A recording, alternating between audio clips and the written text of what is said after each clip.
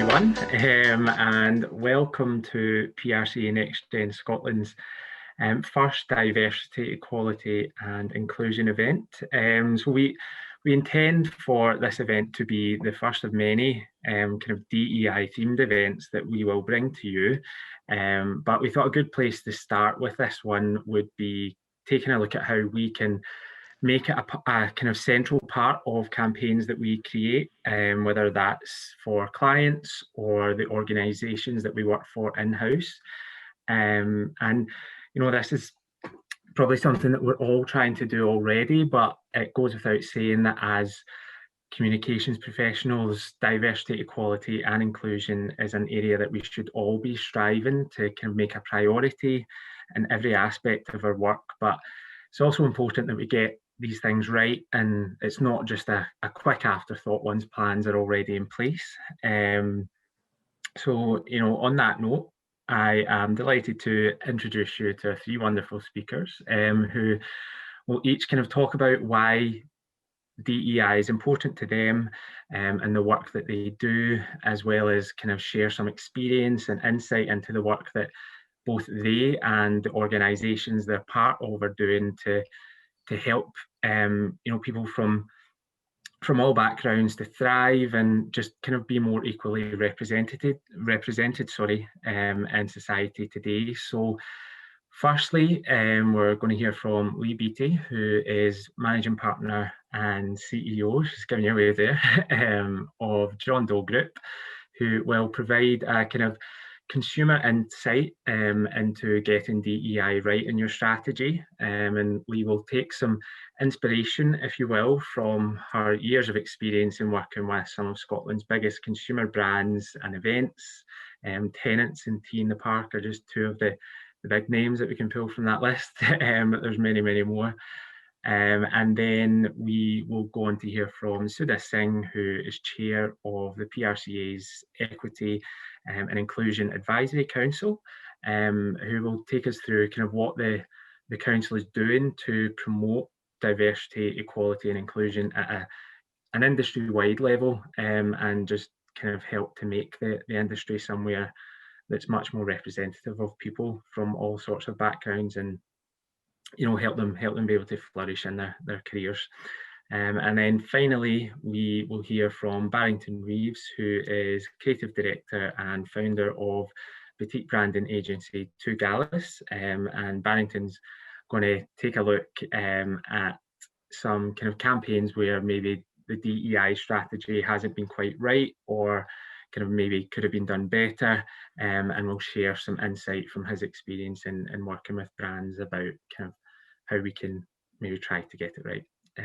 So we each speaker will kind of say what they have to say, and then we will kind of try and keep about 5 or 10 minutes at the end for a Q&A. So if you have any questions, try and hold them until then, or feel free to pop them in the chat, and we can, between Hannah and myself, we can direct them at the end. So I'll now pass you on to Lee without any further ado. Thanks so much, Thomas. Yeah, great to be here today. Love seeing all these blank screens. I just imagine you all just eating big burgers and things behind those screens. Yeah, I'm Lee Beattie, and I am the managing partner and CEO of the John Doe Group. We've got offices in Glasgow and Manchester and London. I own the agency alongside two managing partners, Gin and Pam, and I am double Pfizered, so hooray, just announcing that everywhere I go now. So Thomas sent me through a lovely brief, and the first thing on that brief was just to talk a bit about, firstly, why I'm passionate about diversity, equality and inclusion. So just to start with that, there's a few reasons. Personally, first and foremost, through my own lived experience. So I come from a working class background. First and foremost, grew up in Govan and in a single parent family. So against a backdrop of tabloid culture in the 80s that blamed single parent mothers for all of the evils of society. And I was the first in my family to go to university. And I think that is really pertinent in the industry that I work in, the PR industry that we're talking about today, because there's still a sort of social mobility issue in this industry. You know, there's a small percentage in the industry of people that went to fee-paying schools. However, there's still, I think it's something like 12%, those people are still paid 12% more than people that didn't go to fee-paying schools. So anyway, that is one area that I am really passionate about, ensuring that our agency and our work just basically working making those stats different. Second thing is I'm a cis woman, and again I'm a CEO in an industry that actually is majority female. However, again there's still a gender pay gap there that is around about 15%, and so again that is another issue. And just being a woman, a female CEO in this industry means, you know, I have faced quite a lot of both of their sexism in places that you actually might expect it, and also quite a lot of insidious sexism in places that you absolutely would not expect it, but there it is. And so that's just a thing that sort of most days is paramount. And then the last thing is that I am also a lesbian, and again I work in an industry that identifies at around about 86% heterosexual. So again, so I bring quite a lot of other and quite a lot of sort of lived experience. It means that these are things that are really in the forefront of my mind, but also I'm massively privileged in other ways, in that I am white, and this industry, again, 9 in 10 people in the PR industry are white, and you know, I essentially pass as straight a lot of the time, so I don't face the sort of issues that some of my LGBTQ brothers and sisters face because they fit a different sort of stereotype decide to host for them, or for trans people too. So, so we need to think about the intersectionality and, you know, where our own privilege lies, etc. too.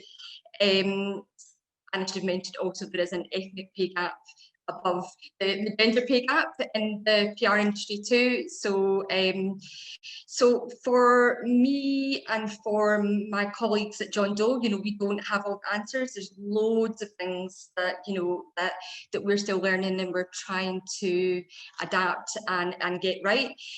But essentially, you know, our mission in the agency, we talk about building brands that matter, and when we talk about that, you know, we're talking about building brands that matter for everyone, and trying to ensure that right from the very first touch point of working with clients or being brought into campaigns, that DEI is just baked right in to the centre of that work. Because I actually think, so lots of people think the PR industry is quite a sort of shallow, none of us here obviously, but quite a shallow, fluffy industry, which again is basically sexist because it's majority female, and that's why people think that. However, I actually think it is incredibly important. Like, our job is literally to build narratives for brands, and to tell stories and to shape the world in which we live. And I think that is a real responsibility that we all have, to make sure that we're trying to shape the world in a better way for not just people that look like us, but for everyone. So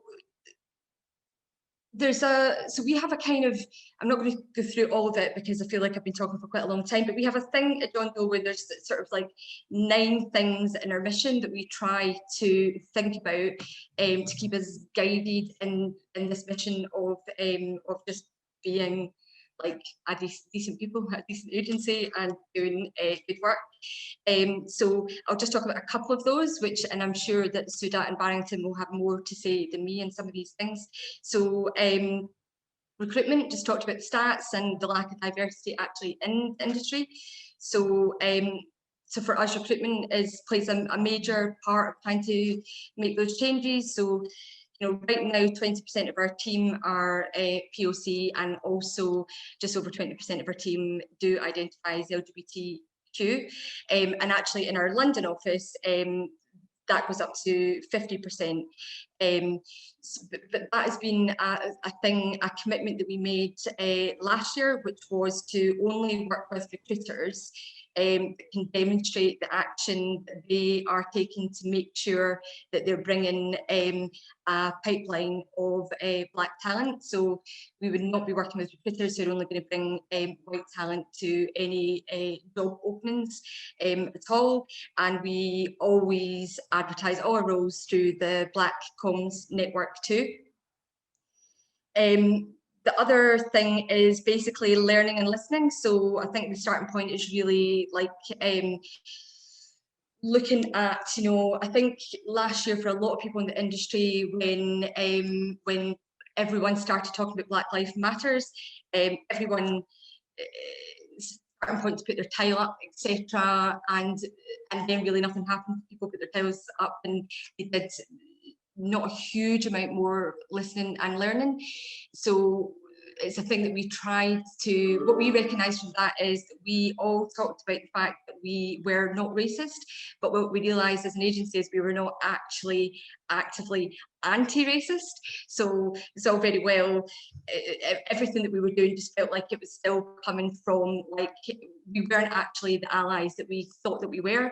So we invested in, and I'll put this in the chat, some training from an amazing company called Beloved, who trained the whole agency in allyship and anti-racism, which really taught everyone a lot of history, which again just really showed everyone the bullshit history that we've all been taught in this country through our school days. So that was a fantastic, a brilliant experience for everyone, and it, if anything, actually showed us how much work we've got to do. So it really just felt like the starting point of the journey. The other thing is the work. So Thomas said at the beginning of this is just making sure that you are not coming up with campaigns and building work and then at the end of it thinking, oh shit, like this has to be diverse. How are we ensuring that we are ticking boxes? So from the very starting point of building your work, I think there's too much focus on talking about campaigns that are about diversity. You know, like I know that during Pride, suddenly every agency in the world so many brands come and they're like, what do we do around Pride to show that we're LGBTQ allies? And it's like, well, you should just be doing that all the time, and the stuff that you're doing, you know, it shouldn't all be centered around this one month. So for us, again, there's a commitment to, we would never take a client short list of influencers or talent or ideas unless there was at least over 33% representation of diverse people to that client. It doesn't matter who that client is, you know, like it's if you're doing a whiskey campaign that just stands, you just need to just push the envelope and make sure from that point you're not even talking about it, you're just doing it. And we've never, and that approach for us has never caused any issue. No one at any point has come back to say, you know, why have you brought me a diverse campaign? Everyone just, it's kind of is what clients are expecting us to do, and it is our responsibility to do that and to push there. And for example, actually a bit of work that we did with Barrington, so a brand like Penance, we did a campaign in lockdown that was their new, it was basically a new ad all about celebrating everyone going back to the pubs. And what we did find when we put that out is that casting agents in Scotland were only coming back with just white people in the casting, and that was where actually we went to Barrington to say, this is the casting that's come back to us. Barrington's a friend of ours, can you help support us to make sure this is not the case, because every single brand like Tennent's, it's so important that they are pushing things and making a difference there too. And then the last thing I would just say is our client promise. We have a client promise that at the very beginning of working with a client, we ask them to sign off at contracts stage, and it is all about how we're going to treat each other, how we will treat them as an agency, and how we expect to be treated in return. And as part of that, even at that point, there's a commitment that they're signing off to expect us to not do any work on anything that feels like it's cultural appropriation, or it is not representative or inclusive. And right at that starting point, it helps us to ensure that we're having those conversations right up front. And we also offer to pay for clients to take part in the non-bias and anti-racism training that our agency has taken part in too. So does that answer the brief, Thomas? I'll stop talking, and I guess it's Sudha's turn, I think. No, that was brilliant. Thank you very much, Lee. That's some really good insight there into your own background and kind of what the agency's doing as well to try and tackle, I guess, diversity, equality and inclusion and make things right. So now I will pass this on to Sudha. Thank you, Thomas. And it was fantastic listening to Lee. It is so fascinating to hear your story and also all the stuff that you're doing. It's really incredibly, what do you say? Feels great to listen to such positive stories. So let me get started, and I'll go as per the brief too, okay?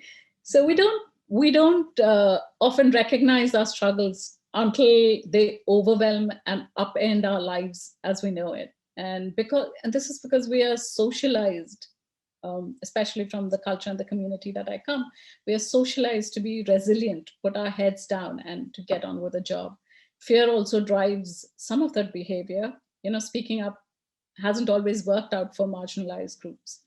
And this is true for the UK, and this is also true for the country from which I come, where I was born, that is India.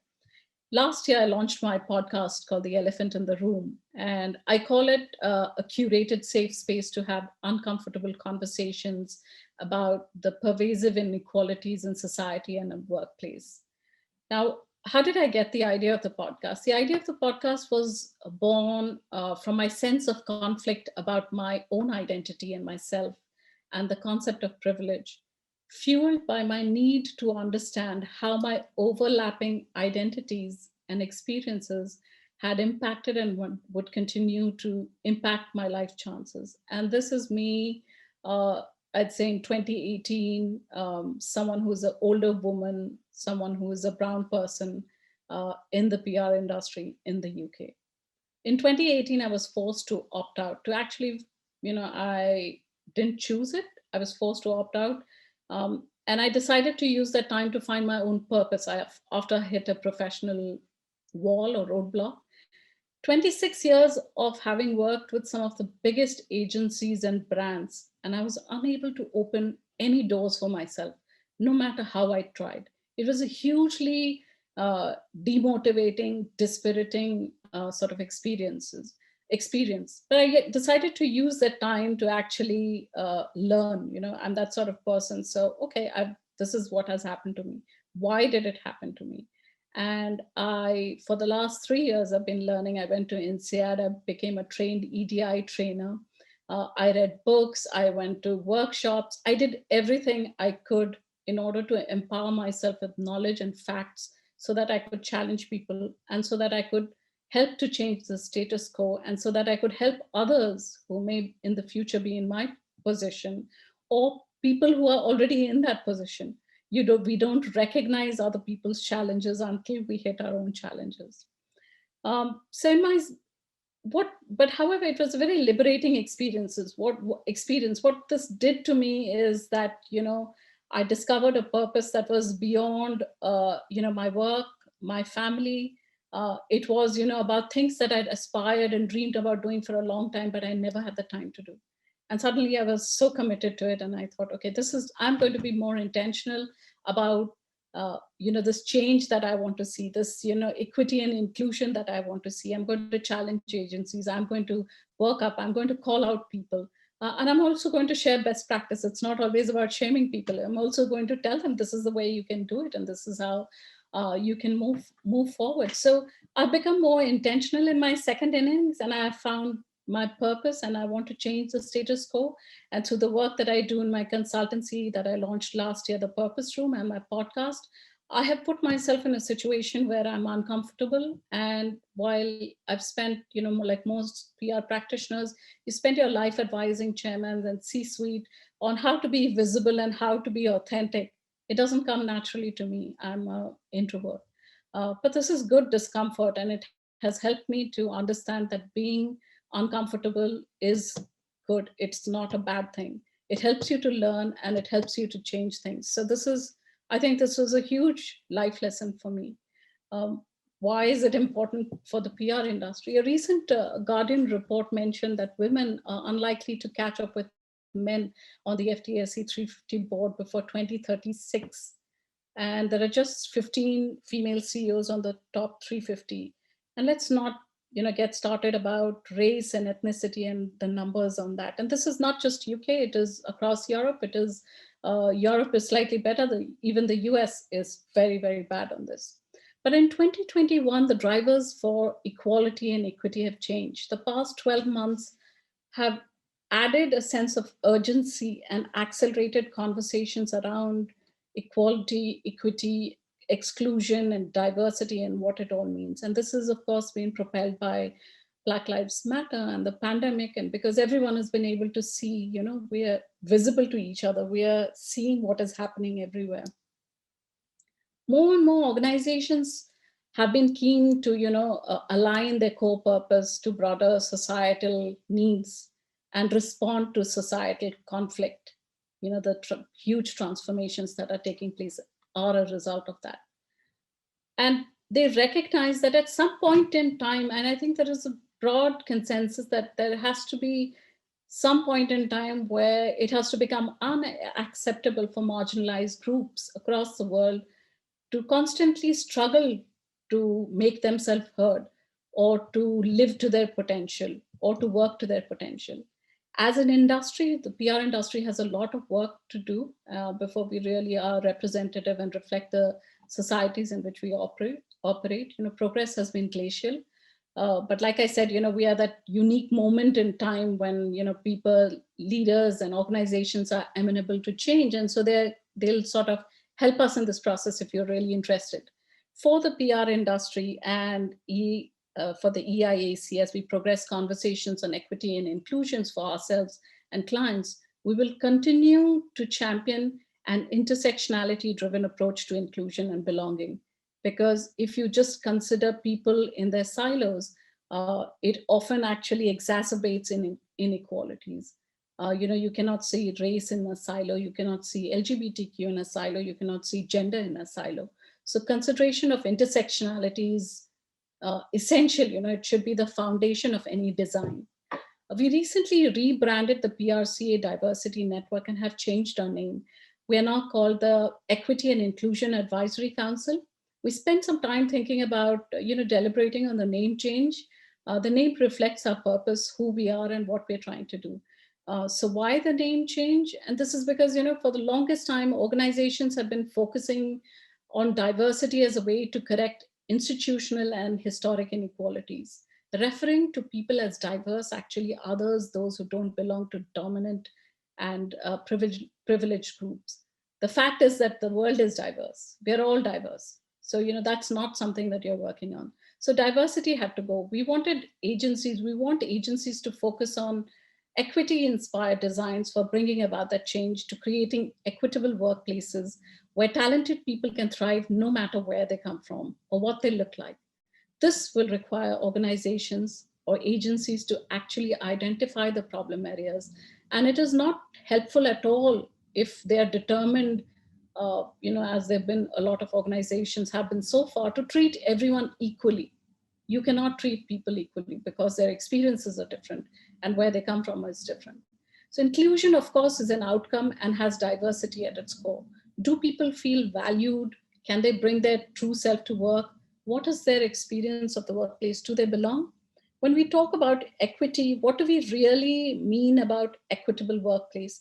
For me, it is a guarantee that everyone will be treated fairly and not equally, that there'll be a level playing field for career growth and advancement, whether it is having a voice or being heard, or psychological safety, fair pay, having access to prestige project and processes and resources. An equitable workplace will identify barriers, acknowledge and recognize that there are underrepresented groups that require different approach in the organization. That you cannot, that continuing to treat people equally is going to undermine the cause of equity and inclusion. Any equity-inspired design of the workplace also takes into account intersectionality, as I mentioned earlier. Not doing so will continue to perpetuate exclusion, and this can manifest itself in greater wage inequality. For example, if you're a person of color and a woman, you're more likely to be paid less or have fewer opportunities for career growth. Similarly, if you're a woman and a person of color and disabled, you're likely to have fewer job opportunities and are likely to start off with pay inequity. And in the UK, more and more people of color leave the industry after a couple of years because workplaces do not take into consideration their intersectionality and their unique needs. Building an equitable workplace is only possible if we know more about the people who work for us or who work with us or who we work with. This is possible only if we have data and transparency and a joined up approach. All organizations have ERGs, and the ERGs are great places for socializing and to talk about personal issues, but most of these ERGs are not empowered. They do not have the resources or the power to bring change within any organization. And that is why a joined up approach is required if you're actually to be successful. The PR industry has been striving for a seat at the table for the longest time. And I think in the last year, we've come close, the closest we can to that, to actually fulfilling that opportunity and to living that promise. But a seat at the table is a huge responsibility, and it requires us to be able to speak from a position of knowledge and authenticity. This can only happen if we are not tokenistic. We have a responsibility as PR folks to walk the talk. How can we talk about purpose and ethics if we don't practice it in our daily lives or within our agencies? How can we tell clients about this? Often it is not about the monumental shifts. It is what you're doing every single day within your agency to be inclusive and to be fair. When we talk about, what tools practitioners might access to further improving their learning on DEI, I think this is not rocket science. I think it's fairly intuitive. It is just that we've been so used to doing certain things in a certain way that we are not willing to change. Society and the world is not what it was 40 years ago. It is not even what it was 10 years ago. It is not what it was last year. So why do we have so much of reluctance to actually change and open our minds to what is out in society and what are the tools and what are the issues that we all must be cognizant of? I think as practitioners, we are cognizant of a lot of the societal issues, but we don't practice it within our agencies or within our workplaces. So I think about representation, think about accessibility, think about who is designing the campaign. Do they understand their audiences? Have you considered stereotypes and biases? Have you thought about accessibility? Countries and cultures in today's world are no longer homogeneous. They're all different and they're all unique. Are you taking those considerations into place? Here, I would also like to make a point about representation, because often it happens that what will happen is that the client will require you to have a diverse team, and what agencies will do is that they'll take that token diverse person into that meeting. I don't think that really works, or that is really going to work for a long time. Very soon in the future, it's going to become unacceptable. The important thing to remember is that organizations that do not have equity and inclusion embedded in their business purpose and run campaigns which are not representative are more likely than not to be called out for tokenism. Lee mentioned this earlier, and she mentioned that last year we saw a lot of companies jump on the bandwagon of BLM. Their DEI data was poor, but perhaps the CEO had been advised to issue a statement or write a blog or do a Q&A in FT or something like that. This is like greenwashing. It is not authentic. And other than being called out, it's also going to impact your bottom line at the end of the day. So really, when PR practitioners think about their clients or think about themselves, I think you have to recognize the reality of these situations now. I read somewhere that, tokenism is like an optical illusion. A lot of people think when they do tokenism that they've done the DEI piece. Like I mentioned that, when you require a client pitch requires representation, then you take that AE or the intern as the token diverse piece in the room. That person has really no role to play. Another example is of organizations flogging their token Black or ethnic minority mid-level manager on every platform to promote their Vogue credentials. So on external forums, client meetings, ERG, if you're a woman on the women's panel, if you're on, if you're a Black or an ethnic minority person on race and equity, so most likely than not, it is not going to be a part of their KPI, or they don't get remunerated for the time they spent on these responsibilities beyond work. We have to recognize that that person probably does not want to be the token Black or ethnic minority person representing the organization. They just want to be known for their abilities and their skills and to be recognized for how brilliant they are at servicing or implementing a campaign, or they want to be heard and they want to be given their due, that is maybe promoted or given that salary equity with the other people in the organization. So tokenism can be really detrimental if you are trying as an organization or as an agency to, get onto the path, make progress on the path of equity and inclusion. From outside your workplace, appears to be doing DEI, but you look inside and you will continue to be perpetuating these inequities, microaggressions. The culture will not have changed, and it impacts people, especially the marginalized communities within the organization, because you're not really having a look at them and not really doing anything to change the situation. So when you're thinking of thinking tokenism and thinking DEI, don't think of DEI as a checklist. Think of it as a policy that has to be embedded. Think of it as a culture change, and measure impact over, percentage, that we have this percentage of, people. Because if you're a small organization, your percentages can be different from a large organization, which can have less representation or more representation. Also don't tokenize your representation, because just last week I was, I think since the last week I have been looking at all the TV ads and to see representation. And representation is great. In fact, it is better than great. But I think a lot of it is very not authentic. It is there because organizations feel that they need to respond, and they'll be called out for not being actually having a DEI practice.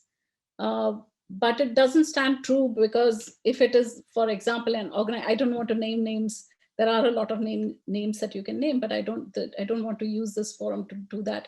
If there is an XYZ organization and they really, within the organization, it's a 10,000 people organization, and they don't practice DEI within the organization, and people, Black and ethnic minorities, get treated poorly, but the ads are brilliant.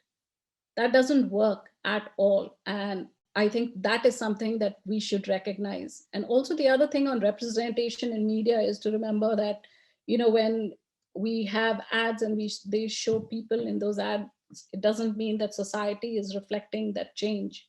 Even within media teams, in production houses, at the junior levels, you will have people from ethnic minority background who do well. who are there. I don't know about the do well part of it, but when you look at senior levels, there is no representation. So nothing has really changed. I think what we have to all think about when we think about DEI is that it requires agencies to do, or organizations to do something that they have not done before. And it is not something that they cannot change. You know, last year, organizations stopped reporting on the gender pay gap because of COVID. They didn't stop reporting on their financial results. And this is true for everyone. What effort does it require to, start reporting on that? So I think the organizations have to think about how they take this on and, be more authentic with it. As the PR industry, I think what we are doing at the PRCA is, last year, the PRCA made huge changes to its own board, and a lot of people from the board stepped down, big agencies, leaders stepped down to make way for diverse talent to be on the board. And the PRCA also set up the first race and ethnicity equity board, which is chaired by the brilliant Barbara Phillips, which is very mission focused, outcome focused, goal oriented.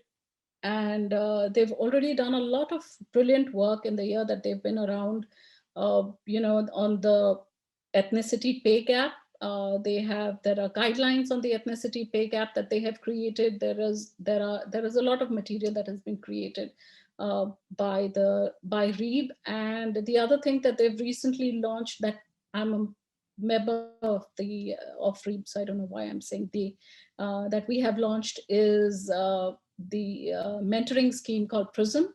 And it is for all PR practitioners from different backgrounds to come and be mentored. And we have a fantastic group of, I think 50 coaches have already signed up. And we have, I think, as many mentees or more. So we're really looking forward to making great change on that. The CIPR is also doing a lot of work on the gender pay gap. As for the EIAC, the Equity and Inclusion Advisory Council, like I mentioned, we started with a name change. We want to be purposeful and we want to reflect our purpose. And for everything we do, we want to be accountable, and we want to be able to measure that change. And I think the best way to measure that change is the PRCA annual census, because last year we had a census, this year we have a census. And Lee was talking about social mobility. The numbers are disastrous. It is like 2% of the industry, comes from a socially, economically backward sort of background, disadvantaged background. And that is terrible. And so is the case for disability. So the EIAC is prioritizing on gender, social mobility, and disability. And our underlying and guiding principle is to not replicate the work that a lot of wonderful people are doing, including the Black Comms Network, Elizabeth Bananuka, and the CIPR. We will partner with people. So in social mobility, we are partnering with the Social Mobility Index. For disability, we have just launched the Disability at the Table podcast. And this is because we want to get more role models, and we want to talk about best practice and also representation in the industry. Disability is one of the biggest underrepresented groups. I think there's 1 in 5 people in the UK are disabled. But if you look at representation in the industry, it is really at terrible levels, similar to race and ethnicity, etc. So we are looking at gender, we are looking at social mobility and disability. And we are looking to partner with individuals, we are looking to partner with organizations to help, help bring forward role models, share best practice, and also to create sort of roadmaps for people to get on that journey if they've not already started on that journey. I think 2020 tried and tested all of us in different ways. But it also showed us that, as human beings, we are largely compassionate, considerate, and happy to collaborate. And I think we should use that the essence of who we are, and bring out the best in each one of us to help bring change in our own industry. Of course, measurable change. I'm always about measurable change. Thank you very much. I hope I haven't gone over my time. No, you're fine. Thank you very much, Sudha. That's some really great insight into what's happening in the industry, and some really great advice in there as well for businesses and things. So finally, I'll just pass you on to Barrington. Hey guys, thanks so much for having me on. Could you pass me over screen sharing? I put together like a few quick slides just because I asked for some of our work. Yeah, of course. Just put that, enlarge that. Can everyone see that fine? Yes, Yeah, that's great. Awesome. Right, well, thank you so much for having me on to talk. I'm Barrington Reeves. I'm the creative director, founder of Gallus. I'm also on the advisory board for the Marketing Society. I'm the founder of BLM Scotland, founder of BLM Glasgow, and the creator of the Black Scottish Business Fund. Also managed to pick up Champion of Equality and Diversity this year at the Marketing Society Awards. So I've done a bit of legwork in this whole trope over the last year.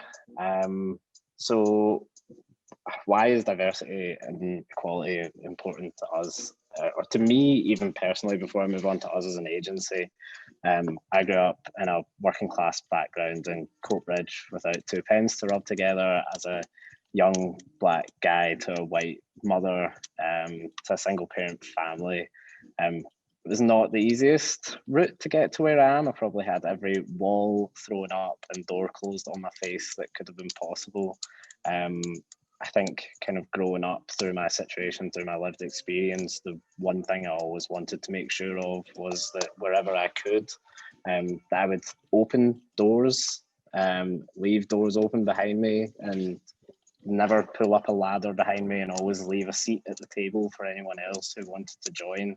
I would never want anyone to kind of have to experience the same problems with accessibility that I have, or to kind of suffer the same problems or prejudices that I have throughout my career.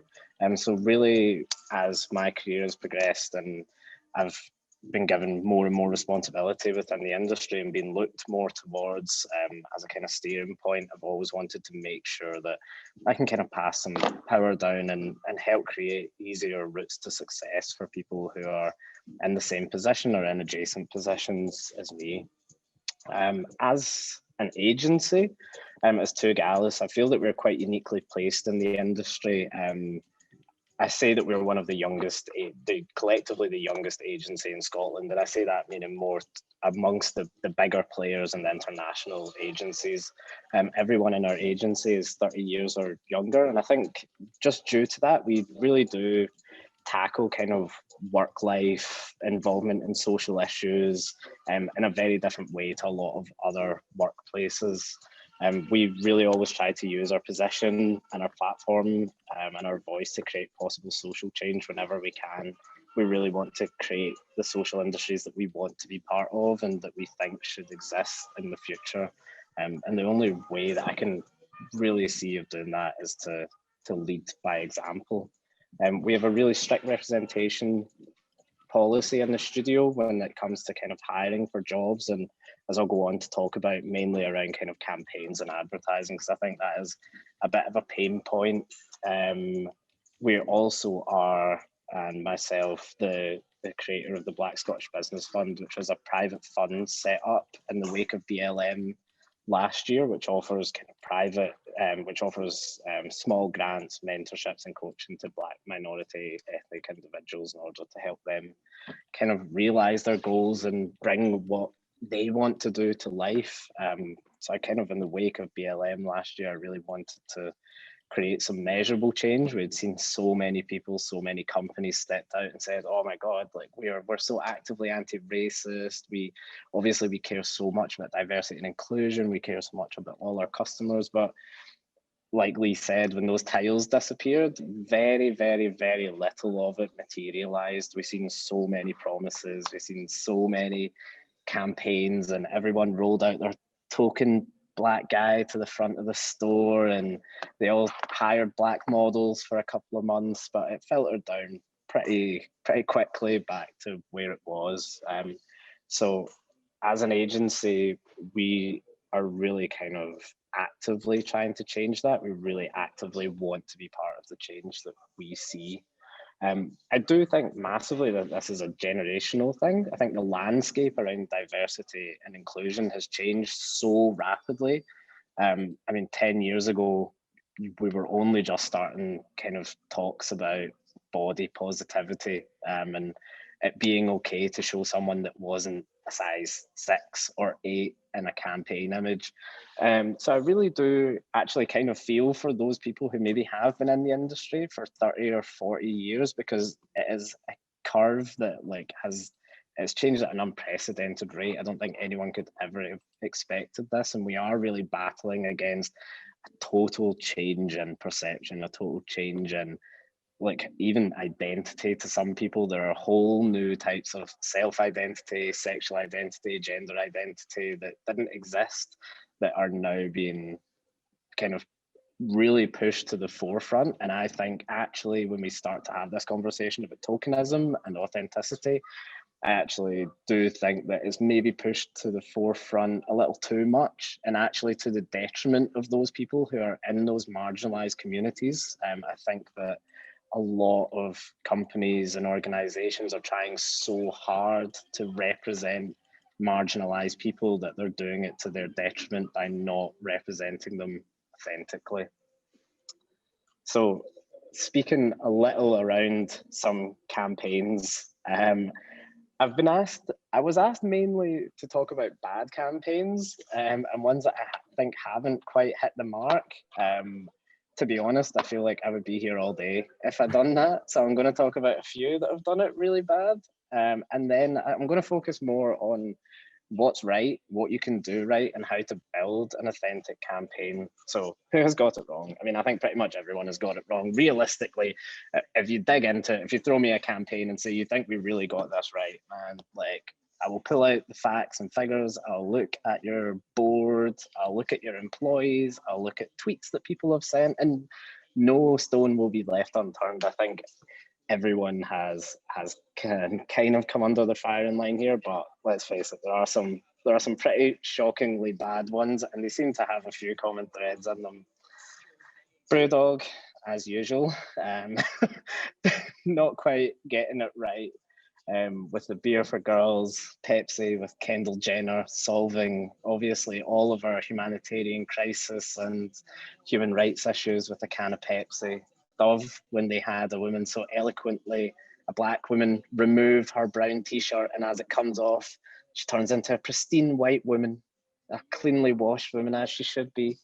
M&S with their LGBT sandwich, because all we needed to celebrate Pride and stop years of oppression of those in the LGBT community was a sandwich. And Burger King with their lovely tweet that all women belong in the kitchen as long as they want to be.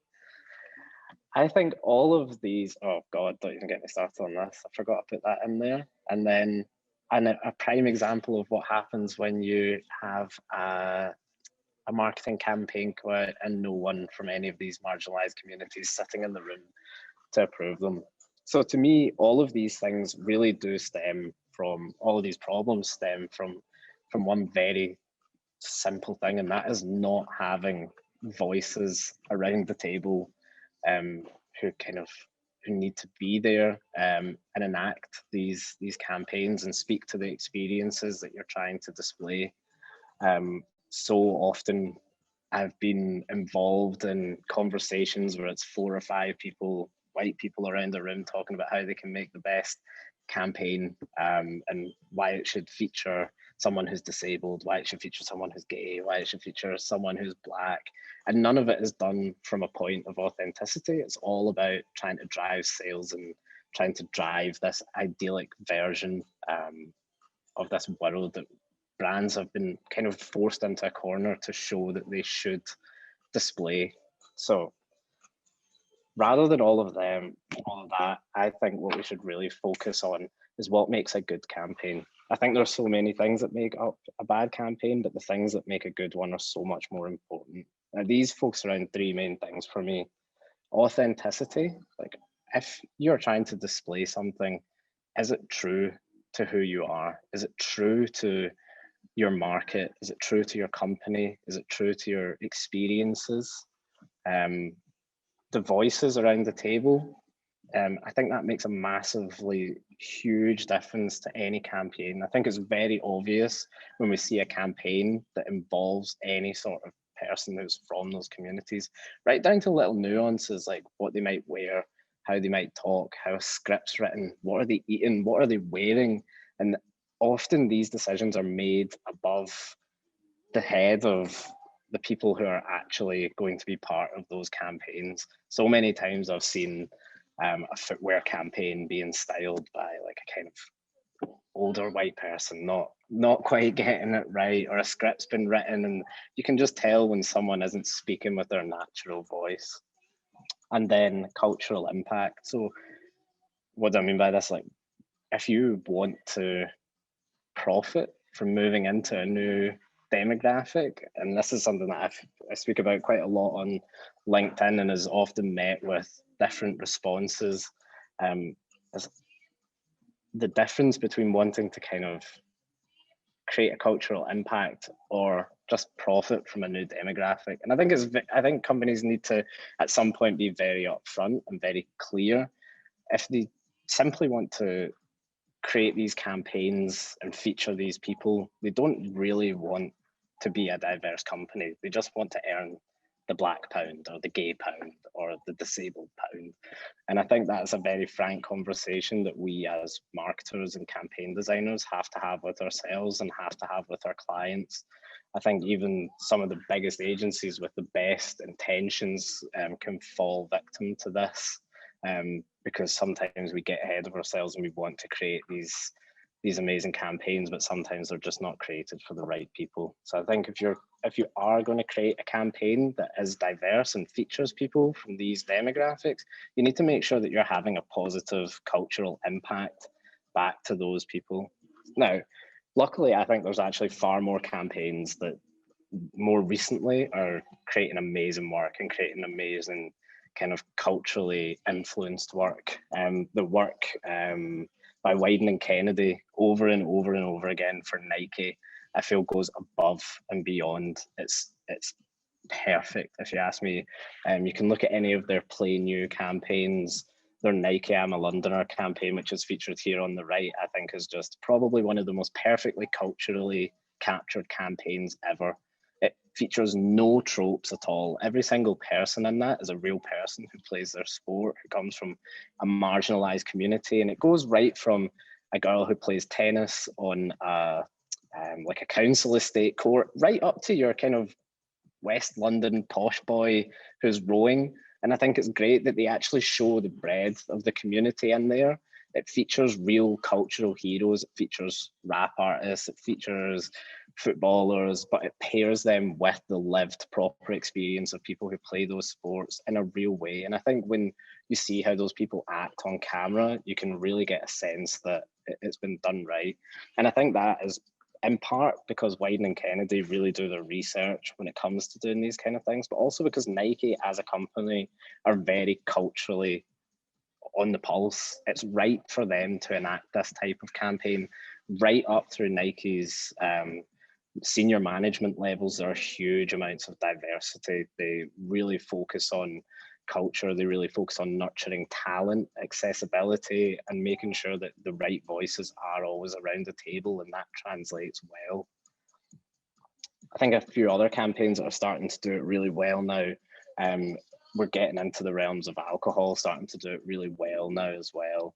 I think for me, a lot of it is getting into speaking to people who are actually culturally relevant within those sectors, and asking them and almost letting them write the campaigns. That is the most authentic way to get it right. Havana Club partnered with Skepta last year to release his own rum, which just an incredibly beautiful campaign. It's so vibrant. It was shot by someone from that demographic over there.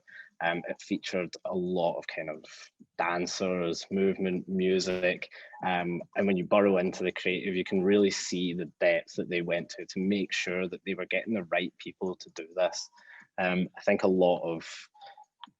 as someone earlier said, it can be very easy for us as kind of creators and marketers to get ahead of ourselves and want to create these campaigns, but how do they positively impact the people who are involved in them. And I think it really means a lot to make sure that when you're creating one of these campaigns, make sure you are paying a good wage to the people who are filming it. If it's a film all about Black culture, make sure a Black person is filming that.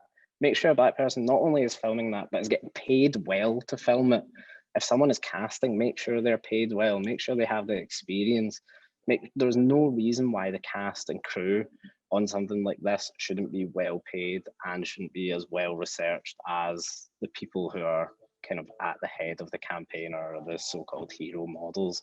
I think, again, it just gets into that level of authenticity and making sure what you do has a great impact culturally, and that permeates below the kind of superficial of what the end advert is. So an overview of our work and how we approach something like this. As I said earlier, we have a very strict kind of representation policy when it comes to optioning models, carrying out campaigns, casting anyone, hiring freelancers.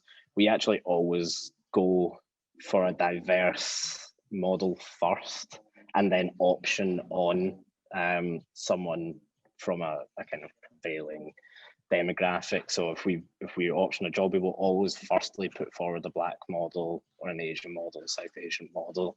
But we are very lucky in that we work with clients who it's right to do that for, and we're approached by clients who it would be authentic for them to do that.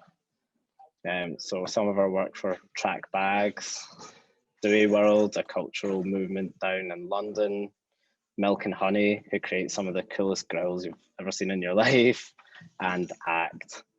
So how do we get it right? A big thing for me is kind of knowing when not to falsely represent something.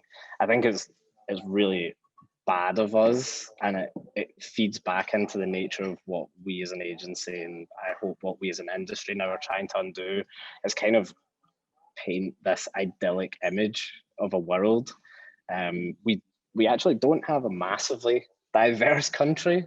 In terms of gender diversity, absolutely. Sexual diversity, yes, but the Black community makes up 4% of the whole UK population, which is not a very large amount. It obviously increases when you start to look at Black and Asian ethnic minority.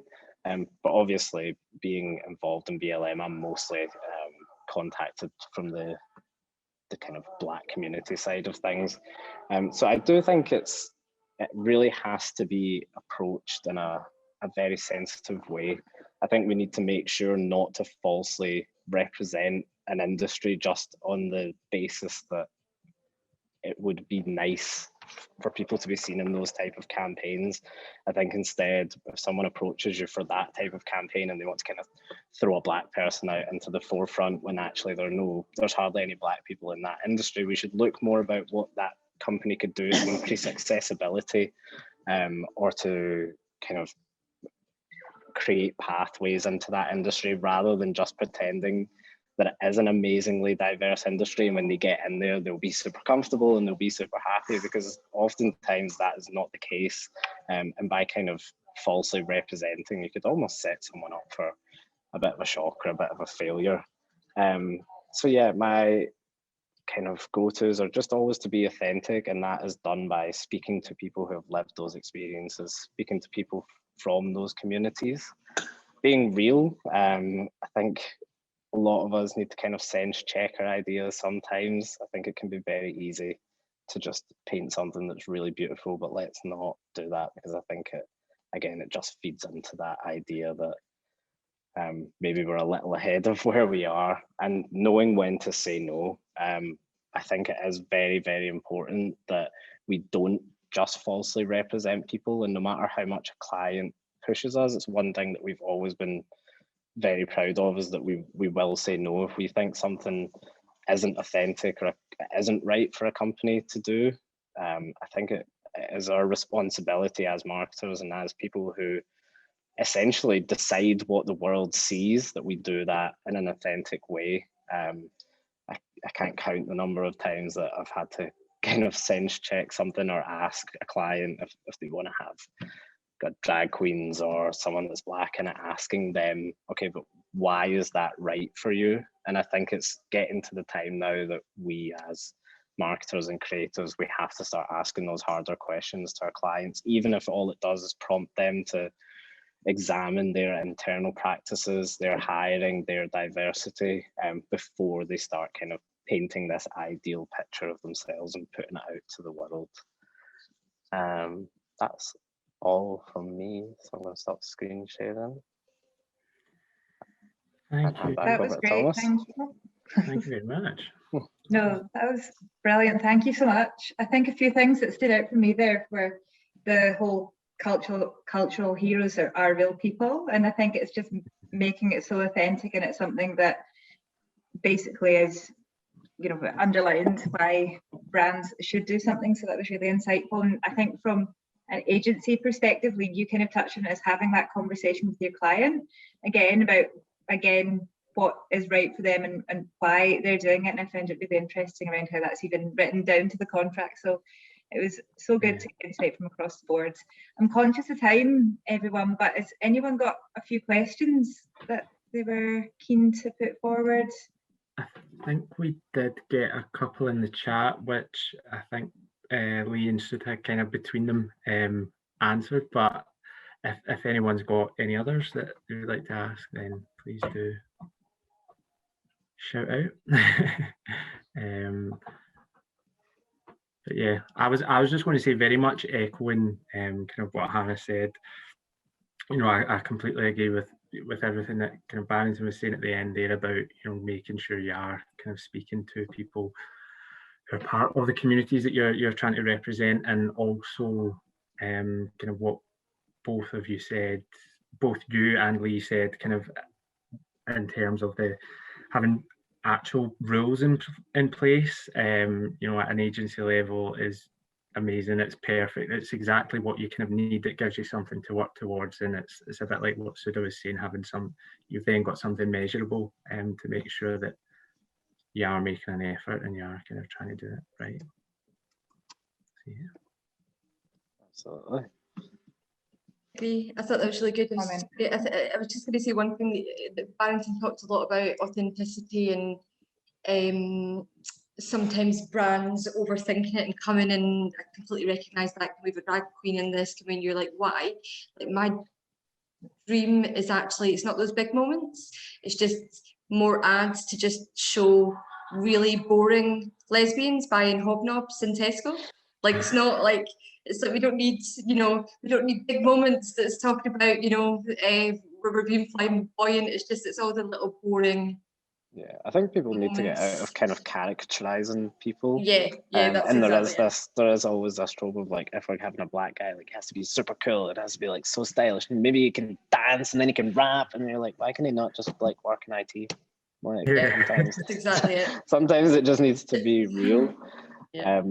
I think a lot of it as well is down to like how much like cultural clout a brand wants to kind of buy, and I think this like changes so much across the board, in that not all companies have to be super diverse because they don't really take very much. So if you look at something like IT and engineering, I wouldn't say they take like much cultural like clout. So I don't feel like they have to give much back or look overly diverse. But then when you examine industries like alcohol and fashion, they profit massively by commodifying like Black culture, LGBT culture.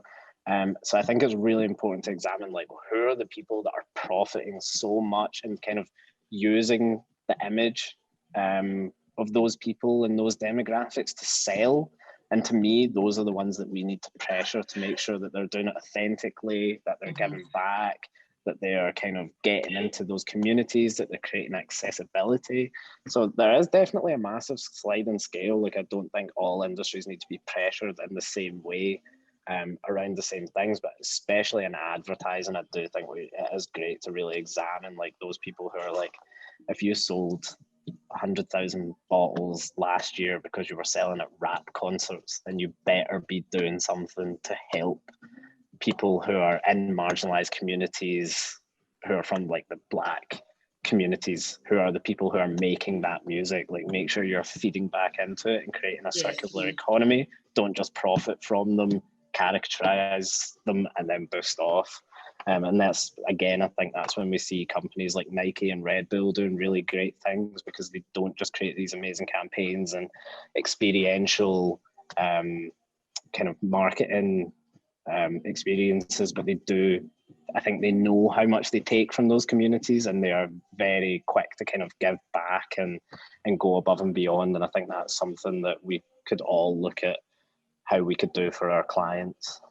Yeah, can I just add that I agree with Lee and Barrington totally, that, you know, a lot of the companies profit from selling stereotypes because that's what sells.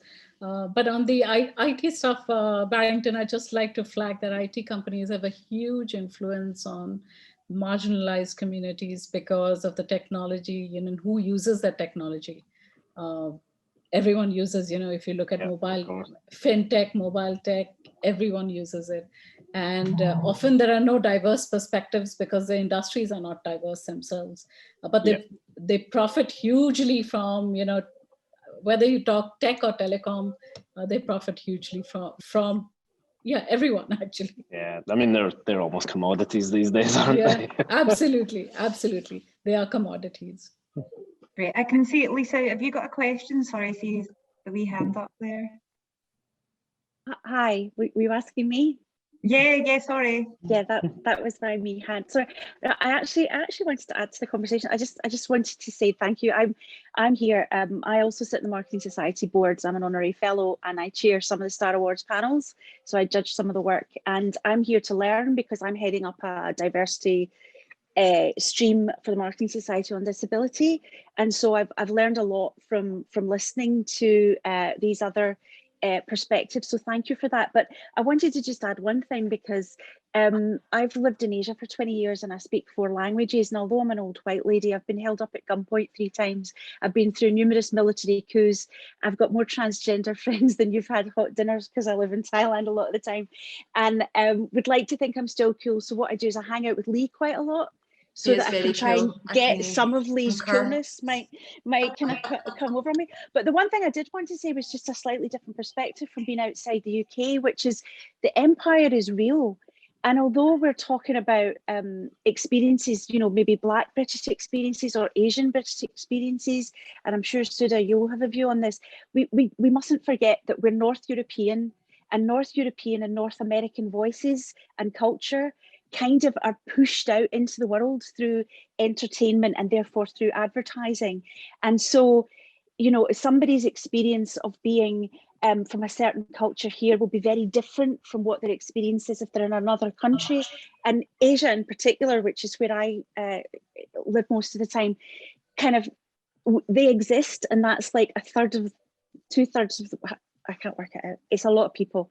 And you know, they have a completely different way of looking at things. So I think it's also sometimes to remember that Britain's not we shouldn't look at ourselves and see the world. We should remember also to look outside the world and remember that people who, for whom English is not their first language, sometimes have brilliant ideas and, you know, all that kind of stuff as well. So I think looking outside just the UK, the Northern Europe, North American experience, just keep that at the back of our minds as well, can be really helpful. There's a big, wide, diverse world out there, which is fantastic and great and fun.